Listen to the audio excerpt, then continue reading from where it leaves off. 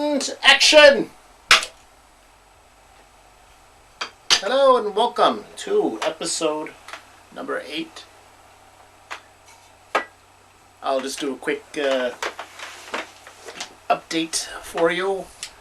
You are in Act 2, Chapter 8, also known as Episode 8. The episodes correspond with the chapter numbers, obviously. The name of this chapter is Mother's Day. And so this is, as I said, number 8, Mother's Day, Act 2. And this is my prop for today, which will be more explained better once you've read Chapter 8, which you probably already have, but just in case you haven't, this will have some meaning for you, no doubt. And so, without further ado, I present you with the captain, which is me, and Chapter 8, Mother's Day.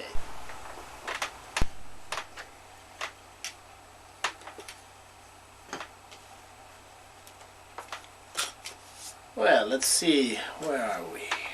Sorry, I was just catching up on a little bit of reading. Okay, we are now in Episode 8, also known as Chapter 8. It's called Mother's Day, Act 2, the third chapter of Act 2, as has been explained to you already.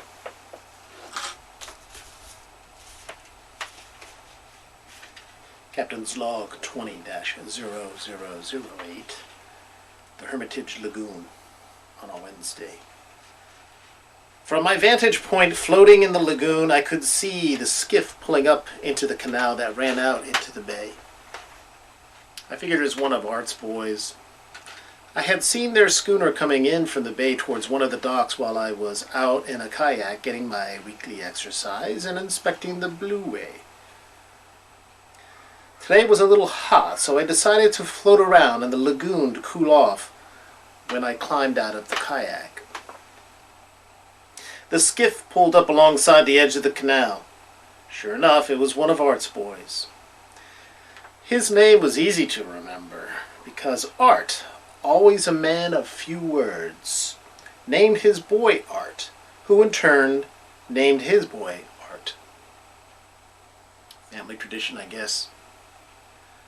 One for which I am eternally grateful, because I can't go wrong calling out his name. This one was the youngster, so I knew he was technically Art the Third. When people in the village were referring to an Art, they would say Art number 2 or the first Art.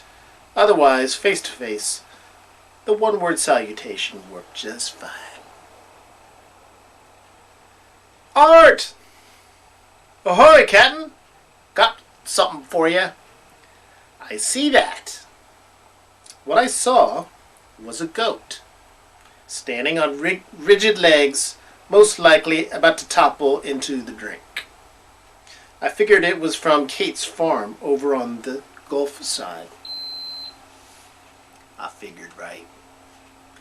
That's not all. I got a message from your sister. He held up an old, corked-up wine bottle. I could not tell from that distance, but I knew there was a rolled-up message in it. Yes, that's right. My kid sister liked to send me messages in a bottle. Plus, on occasion, a kid, it would seem.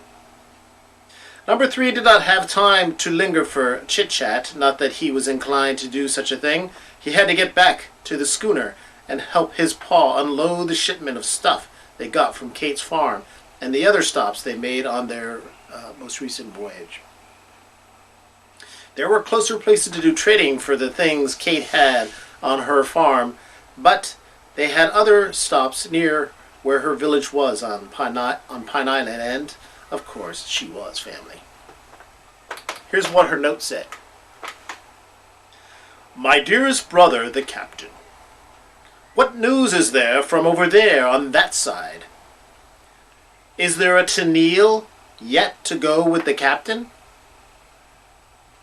I have resigned myself at this point to being a non-ant, but at least I could take comfort in knowing there really is a first mate in life out there for my big brother, and that you have found her. If not, there are a bunch of island ladies here that are just dying to meet you. How about paying a visit to your little sister? The arts are fine and all, but they are not the best of conversationalists. That's an understatement, to say the least, which, come to think of it, is exactly what they do. Say the least they possibly can. I would love to see your smiling face on the next ship that pulls into port from your neck of the woods. Have one of your tech-savvy villagers send an RSVP the old-fashioned way. You know, email. Remember that? No kidding. Your kid's sister, Whitefeather. I had to smile as I read her note. I decided I had been cooped up long enough and could get out and explore a little more. Besides which, aside from the natives in her village, she had in mind for me, no doubt wearing few clothes and some war paint. The island where her village is has the remnants of the capital of the long-lost tribe that had once dominated the peninsula just a few hundred years ago. There were huge shell middens still standing, and the ancient canals were restored to their former glory. I had that little girl in the village, don't ask me her name, send a message to Kate the old-fashioned way, as she puts it, to find out when her next harvest festival would be. Somehow we still had some semblance of an internet despite all that happened with the great crash. But I had long since gone off the grid anyway, and that included doing email. Later, the little girl told me Kate was very excited to hear that I would be paying a visit. It would be just like old times, she said. She also said to take good care of Kid Carson, the goat that she had sent me. And she would be good to me. By that I am sure she meant she would produce plenty of goat's milk, a family favorite, so to speak. That story dates back to the roaring 20s, probably 2020 if I recall correctly. It was before the big one, I know that much. I know it was on Mother's Day. Like most of my memories of the long-term variety, I remember it like it was just yesterday. Okay, so, Mother's Day. And you might be wondering, what does Mother's Day have to do with 1984? This is a documentary piece about 1984 and the significance of that novel by Orwell. And I guess you're just going to have to either wait until further episodes. You will be finding one a sub-episode in Chapter 8, which will explain a little bit more about 1984 and the significance of that novel and why it was that I gave a book to my mom for Mother's Day. Okay, kind of strange gift, but anyway, that's the way I am. So, anyway, that's it for episode 8. I hope you enjoy reading all of chapter 8 and that you get a chance to see all of the sub-episodes that are going to be coming your way as we progress throughout the year in doing episodes for each chapter. Thank you again, once again for joining me, and I'll see you again next week for episode number 9, Crop Circles. Sounds intriguing, doesn't it?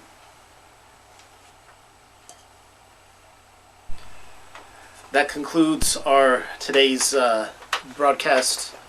I hope you will join us next week when we explore Chapter 9.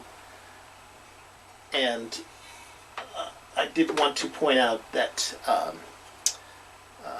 there is a comment section below on YouTube, somewhere down here. If you make a comment or you send an email to us we will be able to mention your comment and answer any questions that you have, or respond to any commentary that you may have regarding this episode or past episodes or any future ones. So please, if you're watching, well, obviously watching, after you're done watching this episode, please feel free to make a comment or send us a note so that we can be a little more interactive if that's possible. Also, please subscribe to this channel so that we can, you can log into your YouTube channel and be notified of episodes as they are broadcast and uploaded. Also, you can be notified of these things, and like I said, if you comment, we will respond. If you send an email, we will respond. If you send us a smoke signal, we may not know what you're talking about, but we'll try to respond to that as well. I hope you enjoyed episode number 8, and that you'll join us next week for number 9. Number 9. Ooh, crop circles. Crop circles.